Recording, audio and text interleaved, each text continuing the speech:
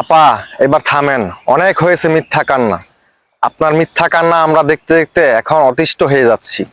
কথায় আছে, পান্তা ভাতে লবণ বেশি হলে পান্তা ভাতও তিতা হয়ে যায়। 6 মাস তো নিরুদ্দেশ হয়েছিলেন। 6 মাস পর লাইভে এসে 52 মিনিট কথা বলেছেন।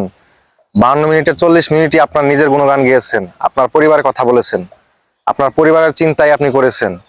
এদেশে অনেক ছাত্র মারা গিয়েছে, এদেশে অনেক শিশু মারা গিয়েছে ছাত্র আন্দোলনে, কোঠা আন্দোলনে।